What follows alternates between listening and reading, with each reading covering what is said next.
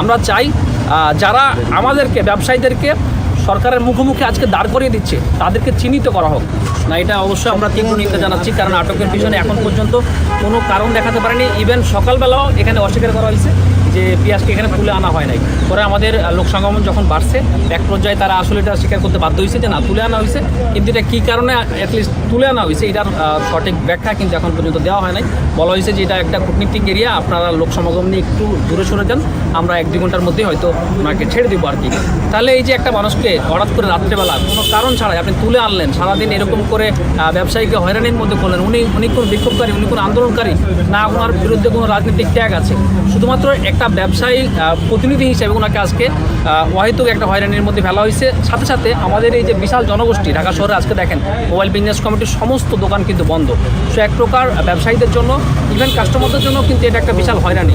So আমি সরকারের কাছে রিকোয়েস্ট করব এবং আইন শৃঙ্খলা বাহিনী যারা ঊর্ধ্বতন কর্মকর্তা আছে তাদের কাছে রিকোয়েস্ট করব, যেহেতু নতুন বাংলাদেশে অলরেডি এটা ঘোষণা হয়েছে যে আইন শৃঙ্খলা বাহিনী কাউকে রাতের আধারে কোনো রকমের আইনি মানে ওনার নামে কোনো মামলা ছাড়া কাউকে ধরে আনা হবে না, এবং ধরে আনলে সেটা খুব কম সময়ের মধ্যে পরিষ্কার করতে হবে যে তাকে নিয়ে আসা হয়েছে।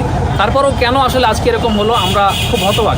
আমরা এখানে কেউ আন্দোলনকারী না, আমরা সাধারণ ব্যবসায়ী, আমরা ব্যবসা করি এবং আমরা ব্যবসা করে আমরা যেমন নিজেদেরকে এগিয়ে নিতে চাই, পাশাপাশি আমরা দেশকে এগিয়ে নিয়ে যেতে চাই।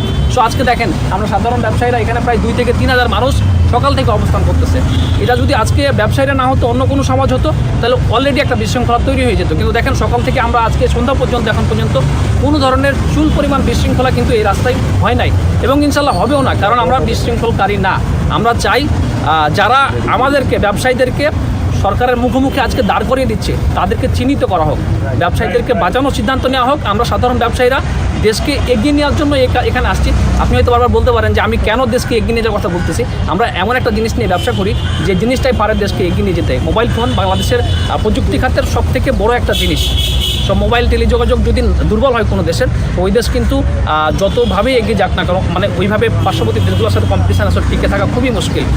আজকে যে 57% 59% ভ্যাট দেওয়ার কথা বলা হচ্ছে, সেই ভ্যাটের সিস্টেমটাও কিন্তু বাংলাদেশে চালু নেই। আমাকে যদি এখন বলে যে আপনি 57% ভ্যাট দিয়ে মোবাইল আমদানি করেন, আমি কীভাবে 57% ভ্যাট দিয়ে আমদানি করবো, যেখানে এই আমদানি করার প্রক্রিয়াটাই একটা জটিল প্রক্রিয়া করে রাখা হয়েছে।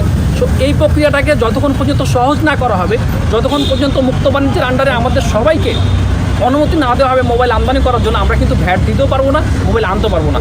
সো সরকার অবশ্যই এনইআর সিস্টেম চালু করবে, আমরা এটাকে সাধুবাদ জানাই। কিন্তু তার আগে এই যে মোবাইল আমদানি করার যে সিস্টেমটা আছে, আমাদের যে আমদানি করার প্রক্রিয়াটা, সেটা সহজ করে দিতে হবে, আমাদের সবার জন্য সহজলভ্য করতে হবে। তাহলে আমরা সরকারকে ভ্যাট দিয়ে মোবাইল আমদানি করব। আমাদের আগের ব্যবসায়ী যিনি বলেছেন যে সরকার এখন যে পরিমাণ ভ্যাট হয় তার থেকে আমার মনে হয় কয়েক গুণ বেশি ভ্যাট সরকার তখন পাবে। দেশ অবশ্যই এগিয়ে যাবে, আমরা ব্যবসা করতে পারবো। আমার মনে হয় যে এরকম বিশৃঙ্খলা বা কোনো কিছু তখন সৃষ্টি হবে।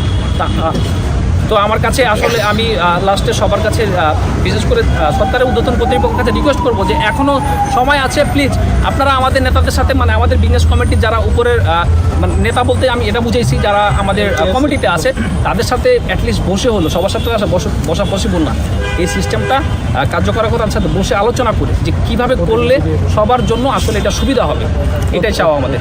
Thank you. আচ্ছা, ওই যে একজন বলতেছিল